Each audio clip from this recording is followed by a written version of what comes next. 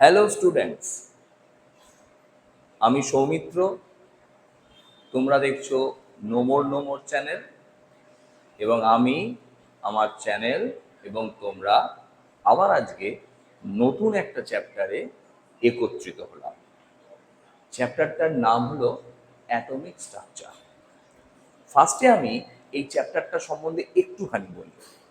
এই চ্যাপ্টারটা আমরা অবশ্যই 9 ক্লাসের চ্যাপ্টার আমরা পড়াচ্ছি, ক্লাস 9। কিন্তু এই চ্যাপ্টারটা তোমাদের 9, 10, 11 এবং 12 এবং যতদিন তোমরা কেমিস্ট্রি বা ফিজিক্স নিয়ে পড়াশোনা করবে তোমাদের এটা ফান্ডামেন্টাল কোর চ্যাপ্টার। তো আমরা এই চ্যাপ্টারটা একটু লেভেল আপ করে পড়াবো, যাতে করে এই চ্যাপ্টারটা তোমাদের 10-এ গিয়ে পিরিয়ডিক টেবিল পড়তে সুবিধা হয় এবং পরবর্তীকালে অ্যাটমিক স্ট্রাকচার 11-এ আছে তাতে যেন খুব বেশি হেল্প হয়। তো চ্যাপ্টারটা খুব সুন্দর করে দেখো এবং ধরে ধরে যেমন করে পড়াচ্ছি তোমরা সেইভাবে চ্যাপ্টারটা দেখে দেখে নোটটাকে তৈরি করো। তো চলে এসো, আজকে আমরা ফার্স্ট পড়ব atomic structure part 1। Atomic structure, atomic structure.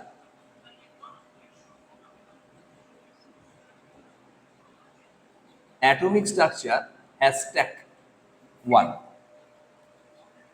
Atomic structure hashtag 1।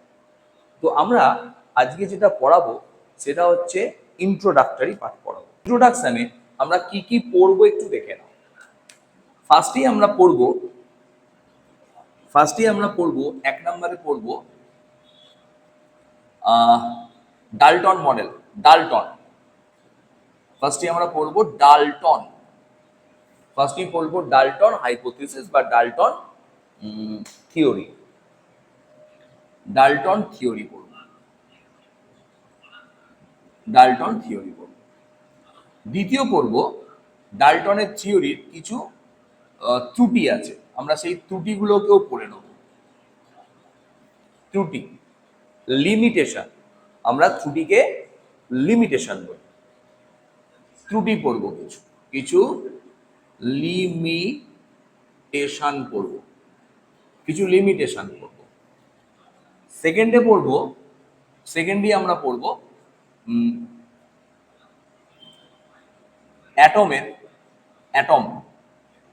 অ্যাটমের কিছু সাব অ্যাটমিক পার্টিকেল আছে। তো সাব অ্যাটমিক পার্টিকেল মানে অবপারমাণবিক কণা, মানে পরমাণুর মধ্যে যে কণাগুলো আছে সেগুলো নিয়ে পড়বো। তাকে বলা হয় সাব অ্যাটমিক পার্টিকেল। এগুলো নিয়ে আমরা পড়বো ফার্স্ট অ্যাটম, তারপর পড়বো এটা 1, এটা 2, তারপর আমরা চলে আসছি 3-তে পড়বো।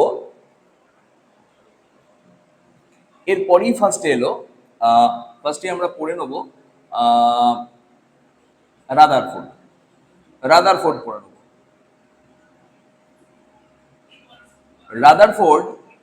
রাদারফোর্ড অ্যাটমিক মডেল পড়বো।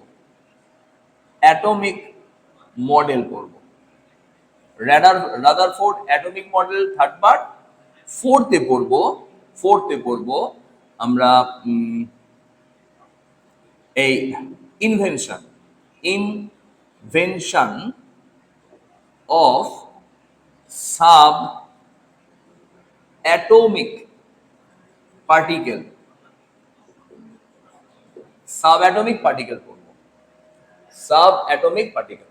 ইনভেনশন পড়বো। এর মধ্যে স্পেশাল ইনভেনশন আছে দুটো।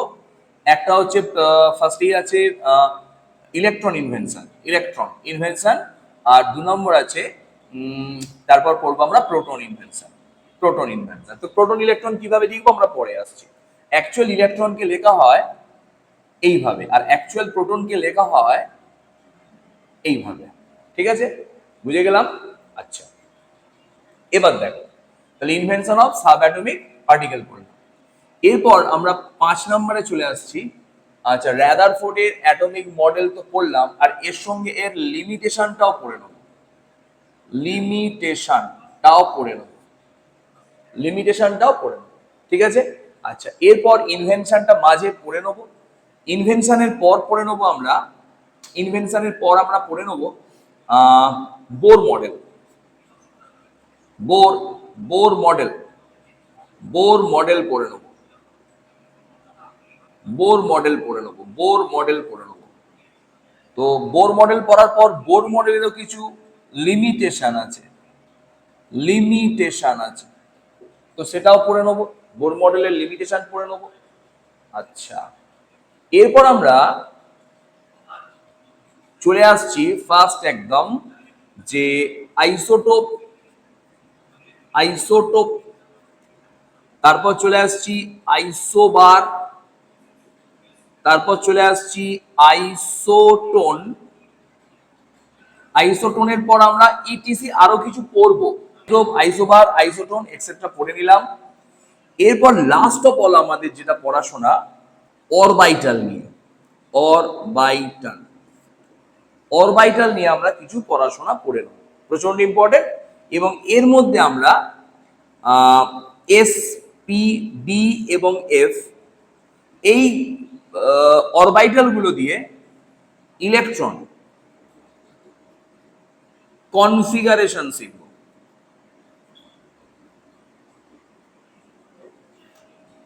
ইলেকট্রন কনফিগারেশন শিখে নেব, যেটা আমাদের পিরিয়ডিক টেবিল থেকে আরম্ভ করে সমস্ত পাঠে কাজে লাগবে।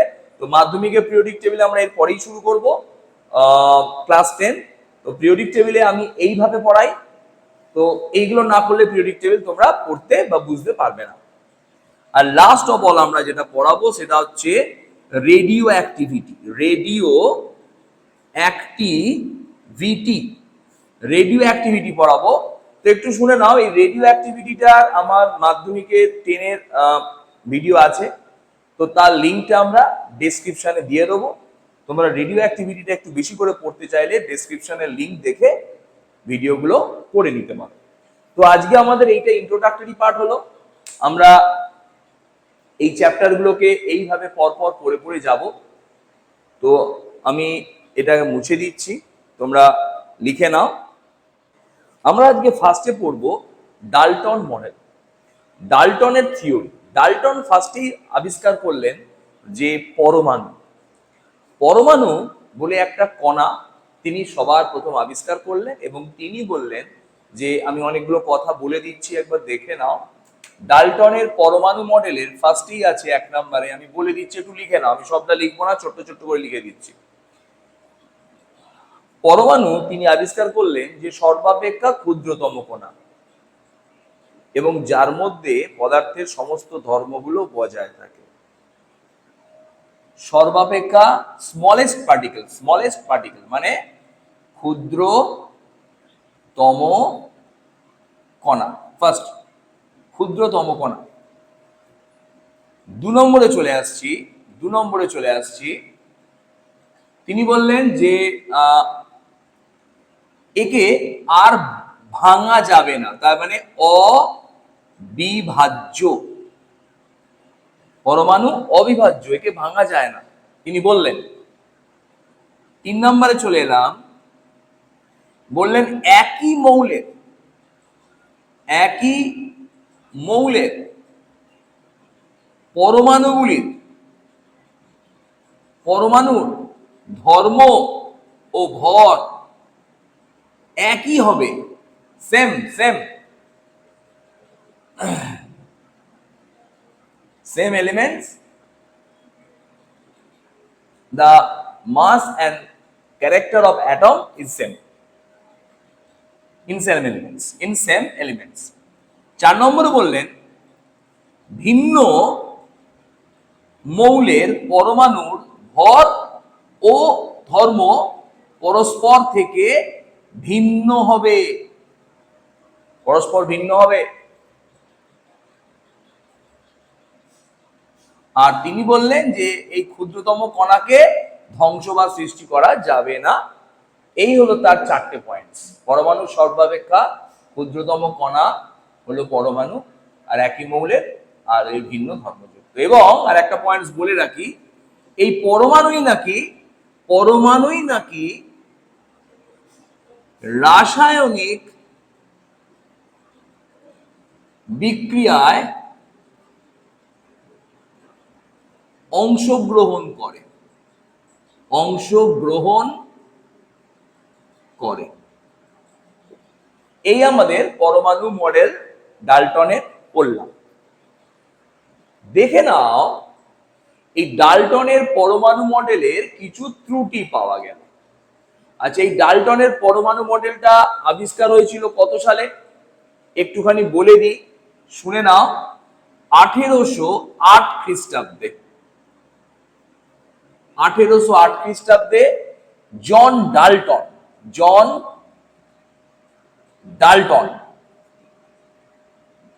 এই তত্ত্বগুলো ফার্স্ট দিলেন এবং এটা তার যুগান্তকারী আবিষ্কার। ওই 1800 খ্রিস্টাব্দে এই পরমাণু সম্বন্ধে ধারণা করা একটা বিরাট ব্যাপার ছিল, কারণ এই সময় পরমাণু সম্বন্ধে ধারণাটা নতুন ছিল।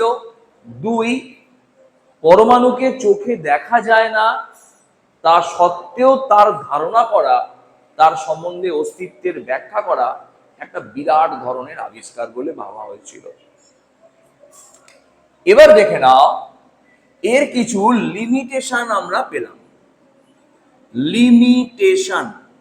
লিমিটেশন কি? লিমিটেশন হচ্ছে পরবর্তীকালে দেখা গেল পরমাণুর ক্ষুদ্রতম কণা, ঠিক আছে মানছি, মৌলের সর্বাপেক্ষা ক্ষুদ্রতম কণা পরমাণু, যার মধ্যে সকল ধর্ম বর্তমান, মানছি। কিন্তু দেখা গেল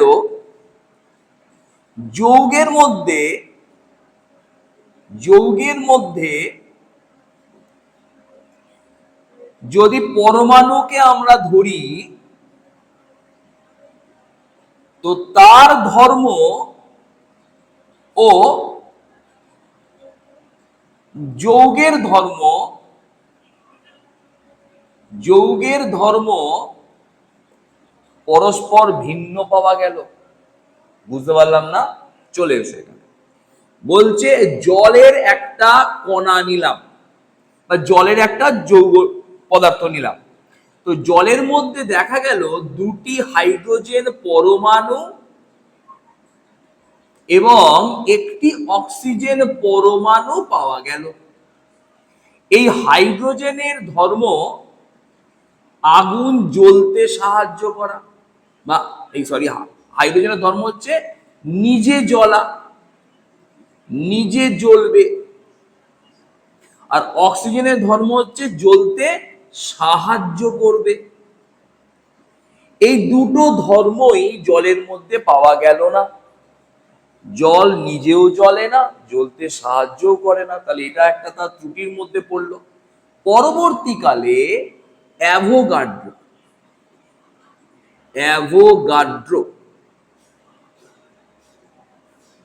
অণু আবিষ্কার করেন এবং তিনি বলেন যে এটি সর্বাপেক্ষা ক্ষুদ্রতম কণা। তো পরবর্তীকালে আমরা এর ভাগ পেয়েছিলাম, অণুকে দুভাগে ভাগ করা হয়েছে। যৌগের যে অণু তার নাম হচ্ছে যৌগিক অণু, আর মৌলের যে অণু তার নাম হচ্ছে মৌলিক অণু।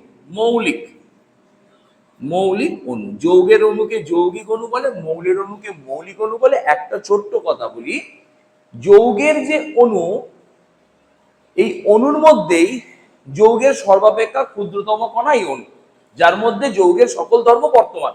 ক্লিয়ার করে জায়গাটা বুঝিয়ে দিচ্ছি, বুঝে নাও। কিন্তু মৌলের যে অণু, তার মধ্যে মৌলের সকল ধর্ম বর্তমান, কিন্তু এই অণুর মধ্যে যে পরমাণু আছে, সেই পরমাণুর ধর্ম মৌলের ধর্মের সাথে এক। তার মানে মৌলিক অণুর মধ্যে এই মৌলিক অণুটি কিন্তু ক্ষুদ্রতম নয়, তার ক্ষুদ্রতম অংশ হচ্ছে পরমাণু। বুঝিয়ে দিচ্ছি। আর যৌগের অণুর মধ্যে অণুটি হলো তার ক্ষুদ্রতম কণা। একে যদি আমরা পরমাণুতে ভাঙি তাহলে তার পরমাণুর ধর্ম আর যৌগের ধর্ম কিন্তু এক নয়। যেমন আমি যৌগের অণু বুঝিয়ে দিয়েছি, এর মধ্যে পরমাণুর ধর্ম আলাদা, যৌগের ধর্ম আলাদা। আচ্ছা, তাহলে স্যার এটা আপনি কি এঁকেছেন? এটা যদি বলি আমরা তাহলে এটা বলতে পারি যৌগের অণু এঁকেছি। তাহলে যৌগের অণুর মধ্যে যৌগের সমস্ত ধর্ম বর্তমান এবং অণুই হলো যৌগের সর্বাপেক্ষা ক্ষুদ্রতম কণা। আচ্ছা, কিন্তু মৌল ধরে নাও অক্সিজেন, এটা অক্সিজেনের কি না, এটা অক্সিজেনের অণু স্যার, এটা অণু স্যার। তাহলে এই অণুর মধ্যে কটা পরমাণু আছে? বলছে দুটি অক্সিজেন পরমাণু আছে। আচ্ছা, তাহলে এই অক্সিজেনের মধ্যে অণু ক্ষুদ্রতম না পরমাণু ক্ষুদ্রতম? না পরমাণু ক্ষুদ্রতম স্যার, পরমাণু আরো ছোট। তাহলে এই পরমাণুর অক্সিজেনের যা পরমাণুর ধর্ম, এটা তো পরমাণু, তাহলে আমি বলতে চাইছি অক্সিজেনের পরমাণুর ধর্ম যা, অক্সিজেনের ধর্ম কি এক। তার মানে মৌলের ক্ষুদ্রতম কণা মৌলিক অণু নয়। মৌলের ক্ষুদ্রতম কণাকে আমরা পরমাণু বললেও বলতে পারি, কিন্তু যৌগের ক্ষুদ্রতম কণা কিন্তু পরমাণু নয়, অণু। এই জন্য আমরা এই ফার্স্ট পয়েন্টসটা ত্রুটিপূর্ণ পেলাম। তাহলে এটা ফার্স্ট ত্রুটি হলো, এটা ফার্স্ট লিমিটেশন। দ্বিতীয় লিমিটেশনে চলে এসো। দ্বিতীয় লিমিটেশন এর সঙ্গে মিলিয়ে মিলিয়ে পড়ছি আমরা। পরবর্তীকালে দেখা গেল পরমাণুকে কতগুলো সাব অ্যাটমিক পার্টিকেলে ভাগ করা গেল। Sub atomic particle, sub atomic particle মানে হচ্ছে পরমাণুর মধ্যে কতগুলো ক্ষুদ্রতম কণা আছে, তাকে বলা হয় অবপারমাণবিক কণা। অবপারমাণবিক কণা বলা হলো। ক্লিয়ার হচ্ছে? বুঝে নাও। পরমাণুকে দেখা গেল কতগুলো কণাকে ভাগ করা গেল, তার মধ্যে কিছু আছে স্থায়ী, তার মধ্যে কিছু আছে স্থায়ী কণা, কিছু আছে অস্থায়ী কণা, কিছু আছে অস্থায়ী কণা, আর কিছু আছে সংমিশ্র কণা। সংমিশ্র কণা। তোমরা কিন্তু বোর্ডটা স্ক্রিনশট করে নিতে পারো, করে নিয়ে তোমরা রেডি করতে পারো। তো আমি স্ক্রিনশট আলাদা করে আর ভিডিওতে পাঠাচ্ছি না। তো কিছু স্থায়ী কণার মধ্যে আমাদের তিনটে স্থায়ী কণা মেন আছে, আমরা যেটা নিয়ে পরবর্তীকালে পড়াশোনা করছি। একটার নাম হলো, ফার্স্টেই লিখছি প্রোটন। প্রোটন, প্রোটনকে আমরা লিখবো +1। এরপর লিখবো নিউট্রন, এরপর লিখবো নিউট্রন, নিউট্রনকে লিখবো 0, 1। আর তারপর লিখবো ইলেকট্রন, ইলেকট্রন, ইলেকট্রনকে আমরা লিখবো -1, 0। ঠিক আছে স্যার? এই অস্থায়ী কণাগুলোর মধ্যে আমরা দুটো তিনটে নাম বলছি। অস্থায়ী কণা মানে এদের সবসময় দেখা যাবে না, এরা নিজেরা কিছু সময় তৈরি হয় আবার ধ্বংস হয়ে যায়। এই অস্থায়ী কণাগুলোর মধ্যে আমরা 1 নম্বরে নাম দিচ্ছি নিউট্রিনো। Neutrino, neutrino.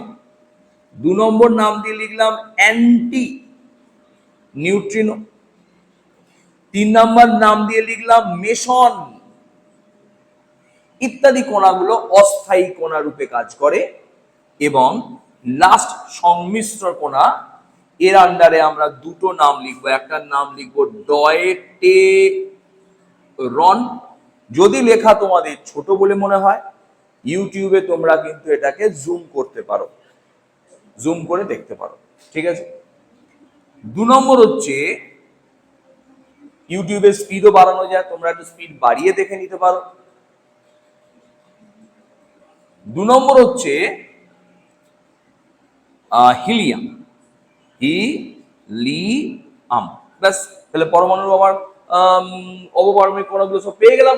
তাহলে এখান থেকে আমরা বলতে পারি পরমাণু কিন্তু বিভাজ্য, অবিভাজ্য নয়, পরমাণু বিভাজ্য। পরমাণুকে ভাঙলে আমরা এই ঘটনাগুলো পেতে পারি। 3 নাম্বার পয়েন্টসে চলে এলাম। 3 নাম্বারের লিমিটেশন, তোমরা এখানে 3 নাম্বার, আমি এই জায়গাটা আছে ফাঁকা আছে, কাজে লাগিয়ে দিচ্ছি। ঠিক আছে? তোমরা লিখে নাও। 3 নাম্বার লিমিটেশন হচ্ছে, দেখে নাও 3 নাম্বার লিমিটেশন। 3 নাম্বার লিমিটেশন হচ্ছে যে একই মৌলের পরমাণুগুলির ধর্ম ভর একই হবে, কিন্তু পরবর্তীকালে আইসোটোপ আবিষ্কার হওয়ার পর দেখা গেল, আইসোটোপ আবিষ্কার হওয়ার পর দেখা গেল অক্সিজেন 8, 16, 8, 16, অক্সিজেন 8, 17, অক্সিজেন 8, 18। লক্ষ্য করে দেখো, তিনটে একই মৌলের পরমাণু, এর আইসোটোপ। কিন্তু এদের ভর একজনের 16, একজনের 17 এবং একজনের 18, এবং এদের রাসায়নিক ধর্মেরও কিছু পার্থক্য,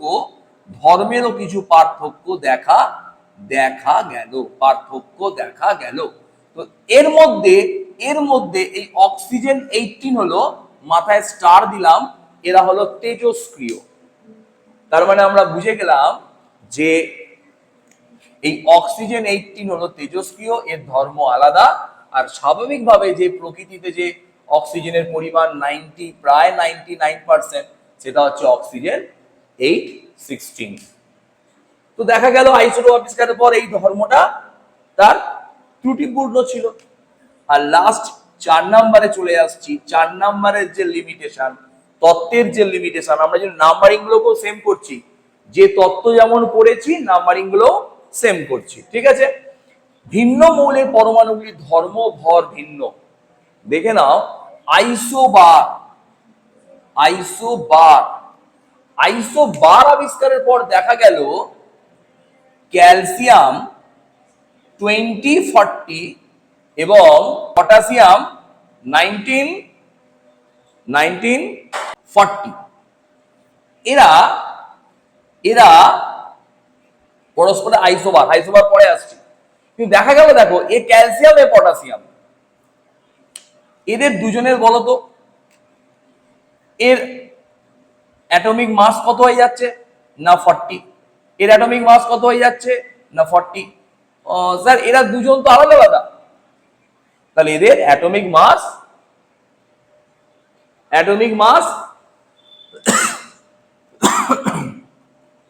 এদের দুজনের অ্যাটমিক মাস পরস্পর এক। তাহলে এখান থেকে দেখা গেল আইসোবারের ক্ষেত্রে এই 4 নম্বর যে ধর্মটা ছিল, যে ভিন্ন মৌল হলেও তার ধর্ম আর ভর আলাদা হবে, এখানে দেখলাম এদের ভর কিন্তু আর এক হয়ে গেল। আর 5 নম্বরটা ঠিকই আছে, যে পরমাণুর রাসায়নিক বিক্রিয়া অংশগ্রহণ করে। তবু আমরা 5 নম্বরটা একটুখানি এর ত্রুটি হিসাবে লিখে নিলাম, তোমরা লিখে নাও। পরবর্তীকালে আবিষ্কার হলো রাসায়নিক বিক্রিয়া পরমাণু করে না, রাসায়নিক বিক্রিয়া করে ইলেকট্রন। শুধু ইলেকট্রনই নয়, রাসায়নিক বিক্রিয়া করে যোজক, আমরা বোঝাবো একটু পরেই, যোজক ইলেকট্রন রাসায়নিক বিক্রিয়া করে। তোমরা বাংলা বানান করে লিখে নাও, ইলেকট্রন রাসায়নিক বিক্রিয়া করে যোজক ইলেকট্রন। ক্লিয়ার হয়ে গেল তোমাদের? তাহলে আজকে আমরা ডাল্টনের পরমাণু মডেল বাদটা পড়লাম এবং তার যে ত্রুটিগুলো ছিল সেগুলো নিয়ে আলোচনা করলাম, এবং পরমাণুর মধ্যে যে অবপারমাণবিক কণাগুলো আছে সেগুলো নিয়ে আমরা আলোচনা করলাম। তোমরা স্ক্রিনশট করে নাও। দেখো, আমরা রাদারফোর্ডের পরমাণু মডেলের আগে একটু ইনভেনশন গুলো পড়ে নিই। তো ফার্স্টেই শোনো, দেখো, আজকে আমরা ফার্স্টেই পড়ছি ইনভেনশন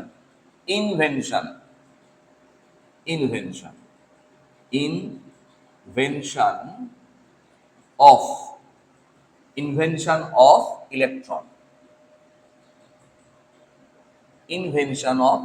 আমরা আজকে ফার্স্টে এটাই পড়ছি।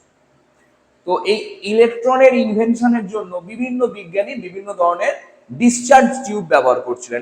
এই টিউবগুলোকে বলা হয় ডিসচার্জ টিউব ব্যবহার করছিলেন। তার মধ্যে আমরা মোটামুটি যাদের পরীক্ষাগুলো গ্রহণযোগ্য, ফার্স্টেই আসেন উইলিয়াম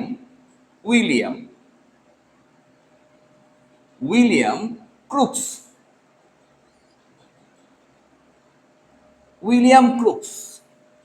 ইনি প্রথম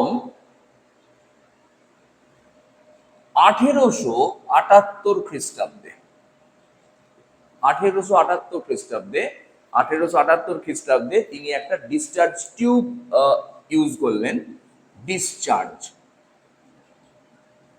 ডিসচার্জ টিউব তিনি ইউজ করলেন। দেখতে কিরকম আমরা একটুখানি ছবি এঁকে দেখে নিই।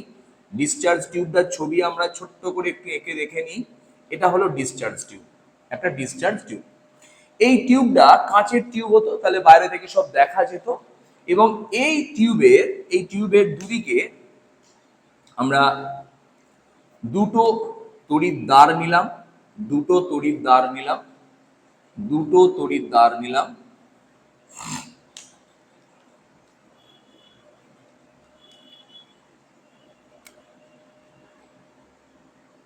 দুটো তড়িৎদ্বার নিলাম এবং এই তড়িৎদ্বার থেকে নির্গত হওয়া, এই তড়িৎদ্বার থেকে নির্গত হওয়া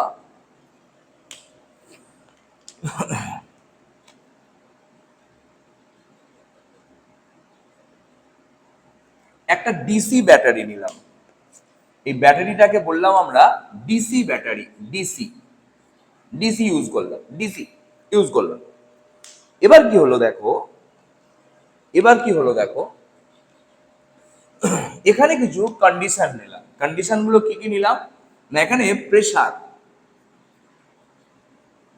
এখানে যে প্রেসারটাকে ইউজ করলাম সেই প্রেসারটা রেখেছিলাম 0.01 mm Hg, এই প্রেসারটাকে আমরা রেখেছি। আচ্ছা, আর এখানে ভোল্টেজ, ভোল্টেজ কত রেখেছি না, ভোল্টেজ রেখেছি 10,000 ভোল্ট। ভোল্টেজের ইউনিট ভোল্ট আমরা পরে পড়ব। তো এই যে প্রেসার এবং ভোল্টেজ আমরা রেখেছি, এই সময় যে ডিসচার্জ টিউবটাকে আমরা ব্যবহার করেছি, সেই ডিসচার্জ টিউবের মধ্যে দিয়ে দেখা গেল কিছু অদৃশ্য কণা। অদৃশ্য কণা তো বুঝতে পারবো না, অদৃশ্য। তো তারা, আমরা এই কালো মতো পার্টটার নাম দিলাম, যেহেতু নেগেটিভের সাথে যুক্ত আছে আর এটা পজিটিভ, তোমরা জানো নিশ্চয়ই ব্যাটারি গুলো কিরকম হয়, ছোটটাকে বলা হয় নেগেটিভ আর বড়টাকে বলা হয় পজিটিভ পার্ট। তো এটাকে বলা হলো ক্যাথোড, এটাকে বলা হলো ক্যাথোড, আর এইটাকে বলা হলো অ্যানোড। এই ক্যাথোড এবং অ্যানোড, ক্যাথোড কি হয়, ক্যাথোড হচ্ছে ঋণাত্মক তড়িৎদ্বার, নেগেটিভ ইলেকট্রোড, আর এটা হলো অ্যানোড, হলো পজিটিভ তড়িৎদ্বার, একে বলা হয় পজিটিভ ইলেকট্রোড। ইলেকট্রোড, ইলেকট্রোড মানে হচ্ছে তড়িৎদ্বার, তো এটাকে অ্যানোড বলি। তো দেখা গেল যে ক্যাথোড থেকে কিছু কণা বেরিয়ে আসছে এবং এটা বেরিয়ে এসে এই কাঁচের পেছনের দিকে, এই কাঁচের পেছনের দিকে, এই এটা তো কাঁচের গোটাটা একটা ডিসচার্জ টিউব, এবং একটা কথা বলি, এখানে একটা নিষ্কাশক পাম্প করে নিলাম, যে নিষ্কাশক পাম্পের সাহায্যে আমরা এখানে একটা হাওয়া ঘুরিয়ে এখান থেকে যে গ্যাসটা ছিল সেই গ্যাসটাকে, ভেতরে যে বায়ু ছিল বায়ুটাকে বার করে নিলাম। বায়ুটা যত বার করব তত প্রেসার কমতে থাকবে। ও, এই জন্যই প্রেসারটা এত কম। হ্যাঁ, তার মানে বায়ু যদি থাকতো তাহলে ডিসচার্জ টিউব কাজ করতো না, তার কারণ আমরা একটু পরে আসছি। দেখে নাও এবার কি হলো না, এই ঠিক পিছন দিকটায়, এই পিছন দিকটায়, তো কাঁচের পিছনের দিকটায় একটা সবুজ আভ এরকম আভা তৈরি হলো। যেহেতু এই আভাটার জন্য এই ডিসচার্জ টিউবের অ্যানোডের পেছনের দিকে তৈরি হচ্ছে এবং অ্যানোড পজিটিভ, তখন ভাবা হলো নিশ্চয়ই ক্যাথোড যেহেতু নেগেটিভ, তাই নেগেটিভ থেকে কিছু নেগেটিভ কণা, নেগেটিভ থেকে কোন কণা তৈরি হবে, নেগেটিভ কণা তৈরি হবে। তাহলে নেগেটিভ থেকে কিছু নেগেটিভ কণা পজিটিভের দিকে আকর্ষণের ফলে, অ্যাট্রাকশন ফোর্সের ফলে পজিটিভের দিকে আসছে এবং কাঁচের দেওয়ালে ধাক্কা দেওয়ার ফলে এখানে সবুজাভ আভা তৈরি হচ্ছে। আর নচেত এখানে একটা জিঙ্ক সালফাইডের প্রলেপ রাখা হয়েছিল, জিঙ্ক সালফাইড, এরকম একটা প্রলেপ রাখা হয়েছিল যেটা ছিল জিঙ্ক সালফাইড, জেডএনএস, তার উপরও প্রতিপ্রভার সৃষ্টি করছিল, যেখানে যেখানে ধাক্কা দিচ্ছিল সেখানগুলো জ্বলে উঠছিল। এটাকে বলা হয় ফ্লুরোসেন্ট, প্রতিপ্রভা। তাহলে দেখে নাও, এইভাবে এই যে রশ্মিগুলো প্রথম উইলিয়াম ক্রুক্স আবিষ্কার করলেন, এই রশ্মিগুলো অবশ্যই অদৃশ্য ছিল এবং ক্যাথোড দিকে তৈরি হয়েছিল, তাই এগুলোর নাম দেওয়া হয়েছিল ক্যাথোড, ক্যাথোড রে নাম দেওয়া হয়েছিল। আমরা এখানে রেটা লিখে দিলাম, ক্যাথোড রে নাম দেওয়া হয়েছিল। এই রশ্মিগুলোর ফার্স্ট নাম দেওয়া হয়েছিল ক্যাথোড রে, লিখে নিয়েছো। জে জে থমসন, বড় বিজ্ঞানী, প্রচন্ড বড় বিজ্ঞানী, J J Thomson, J J Thomson এই ক্যাথোড রশ্মিটার নামকরণ করেন পরবর্তীকালে নেগেটিভ রে, নেগেটিভ রে বা ঋণাত্মক রশ্মি এই নামকরণ করেন। তো অনেকে এই থমসনে বলেন যে থমসনই ইলেকট্রনের নাকি নামকরণ করেছিলেন, তবে স্টোনি স্টোনি যে জর্জ স্টোনি যে জি যে যে জি জে স্টোনি স্টোনি এই ইলেকট্রনের নামকরণ করেন। যে জি স্টোনি এই ইলেকট্রনের নামকরণ করেন বলে ধরা হয়ে থাকে। তো অনেকে থমসনের নামও ইলেকট্রনের এর সঙ্গে অ্যাড করে দেন। ঠিক আছে, এরপর আমরা ইলেকট্রনের কিছু ক্যারেক্টার পড়ব।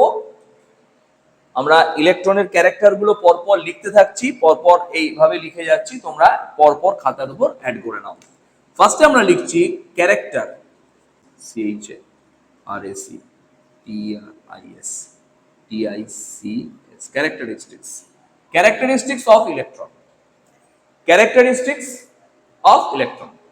তো ফার্স্ট ক্যারেক্টার 1 নাম্বার, প্রথমেই এটাকে ধরা হয়েছিল ইলেকট্রন ছিল পার্টিকেল, মাস পার্টিকেল, একটা মাস পার্টিকেল মানে কণা ধর্ম, পার্টিকেল এর কণা ধর্ম আছে, ইলেকট্রনের কণা ধর্ম আছে, কিন্তু পরবর্তীকালে কণা ধর্ম লিখে রাখছি। পরবর্তীকালে বিভিন্ন বিজ্ঞানী আবিষ্কার করেছিলেন। ডি ব্রগলি, বাংলায় নামগুলো লিখে দিলাম। ডি ব্রগলি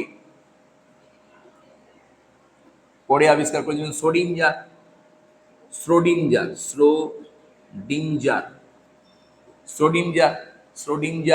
এরা আবিষ্কার করেছিলেন যে কণা ধর্ম তো আছেই, তার সঙ্গে তরঙ্গ ধর্মও আছে, কণা ধর্মের সাথে তরঙ্গ ধর্ম আছে, dual character, A dual nature, electron have dual nature, A dual nature আবিষ্কার করেছিলেন ইলেকট্রন। 2 নম্বরে চলে এলাম। ইলেকট্রন হচ্ছে চার্জ পার্টিকেল,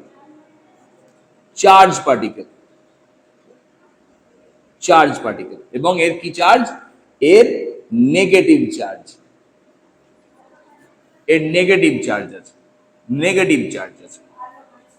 চার্জ পার্টিকেল এবং এটা নেগেটিভ চার্জ। ক্লিয়ার হয়ে গেল? আচ্ছা, এবং এর চার্জটার মান বলে দেওয়া হয়েছিল 1.6 into 10 to the power 19 coulomb.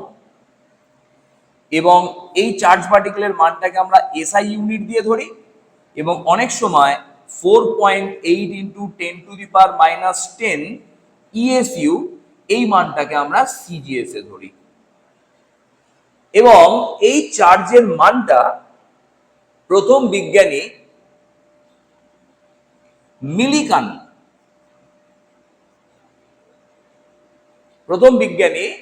Millikan আবিষ্কার করেন অয়েল ড্রপ এক্সপেরিমেন্ট।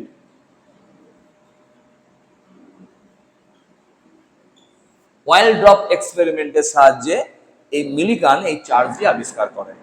ক্লিয়ার হয়ে গেল?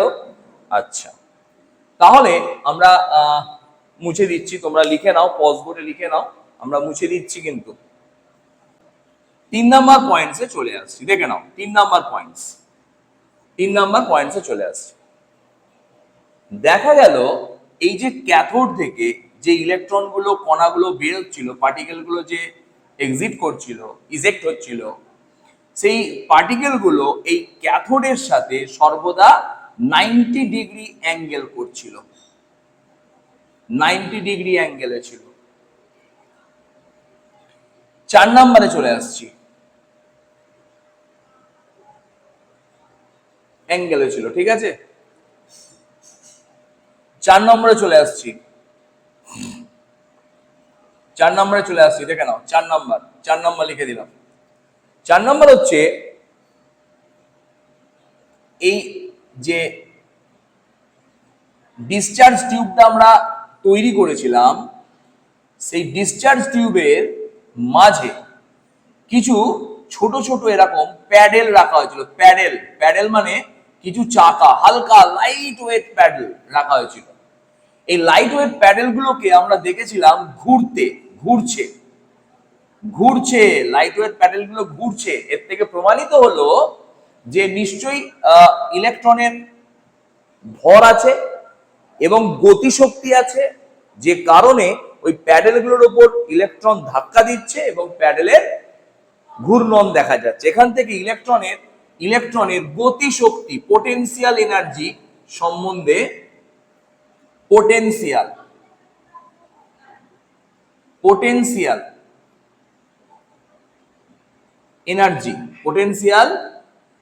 এনার্জি সম্বন্ধে ধারণা পাওয়া গেল। এর কিছু পোটেনশিয়াল এনার্জি আছে এবং কিছু কাইনেটিক এনার্জি আছে। পোটেনশিয়াল ভুল বলছি, কাইনেটিক এনার্জি আছে।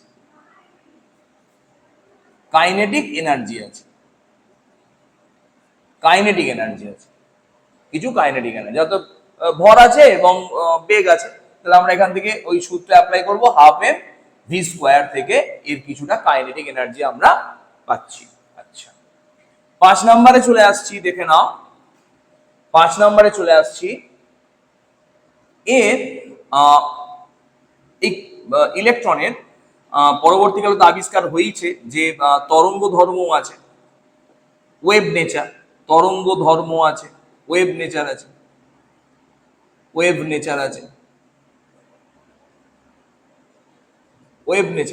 তরঙ্গ ধর্ম আছে, আলোর ন্যায় এর তরঙ্গ ধর্ম আছে।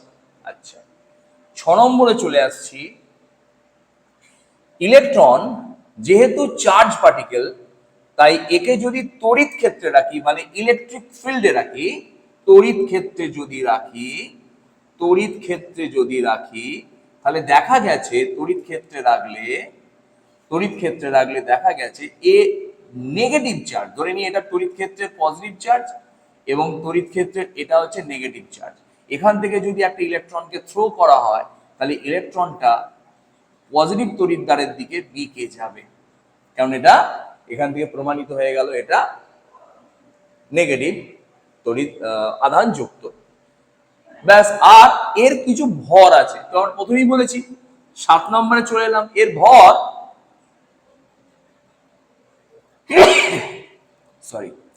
পরবর্তীকালে গণনা করা হয়েছে যে এর মাস হচ্ছে 9.108 ইন্টু 10⁻⁻28 গ্রাম।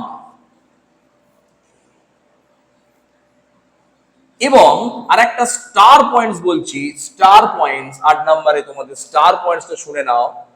জে জে থমসন প্রথম 97 খ্রিস্টাব্দে একটা যুগান্তকারী আবিষ্কার করে ফেললেন।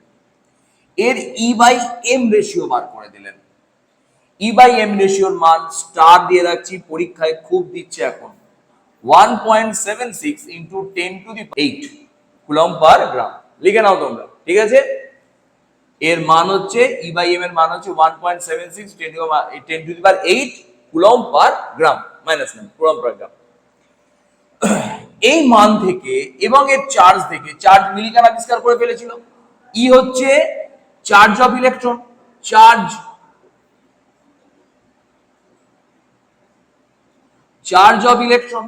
আর এম হচ্ছে মাস অফ ইলেকট্রন। তাহলে এই মানটা যদি আমি চার্জের মান পেয়ে যাই, E/M ভ্যালুটা যদি বার করে দেওয়া হয়, তাহলে দেখা যাবে এর মাস কিন্তু আমরা এখান থেকে সহজেই বার করে নিতে পারবো, যেটা পরবর্তীকালে বার করা হয়েছিল।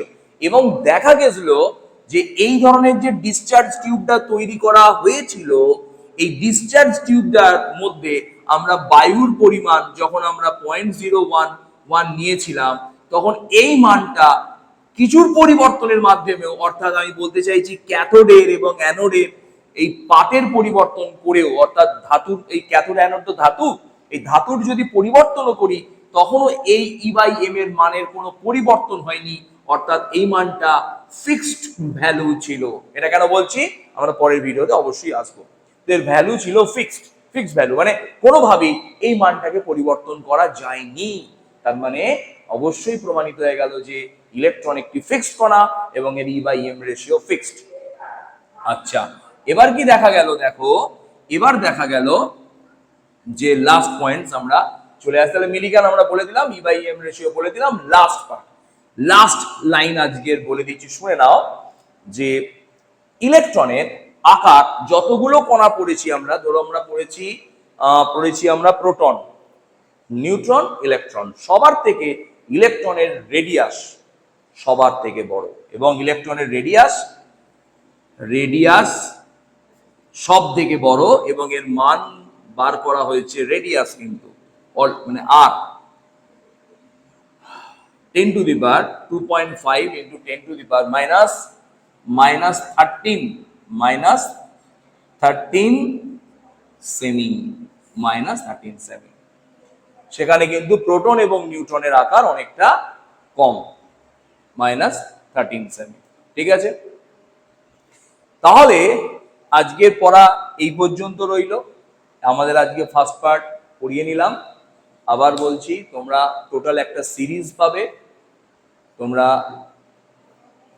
এটাকে সাবস্ক্রাইব করো চ্যানেলটা, তাহলে তোমরা টোটাল সিরিজটা ইউটিউবে পেয়ে যাবে। এবং পরমাণুর গঠনটা আমার মনে হয় যা ডাটা তোমাদের এখানে দিয়ে দেবো, সেখান থেকে পরীক্ষার প্রশ্ন 100% সলভ হয়ে যাবে, ওটা নিয়ে কোনো ডাউট নেই। এবং তোমরা আরো অনেক আপ লেভেলে যেতে পারবে, যাতে এই চ্যাপ্টারটা তোমাদের পরবর্তীকালে অন্য যে চ্যাপ্টার আছে তাকে হেল্প করতে পারে। কারণ পরমাণু গঠন আমরা এটাকে বলতে পারি কেমিস্ট্রি বা ফিজিক্সের মাদার চ্যাপ্টার। ঠিক আছে, তো আজকের ভিডিও আমরা এখানেই শেষ করছি। আমরা এর পরের দিনে নেক্সট সেকেন্ড পার্টের ভিডিও দেবো। তোমরা পড়তে থাকো, নোটটা রেডি করো, পরের দিন এখান থেকে আবার স্টার্ট করবো। Good night.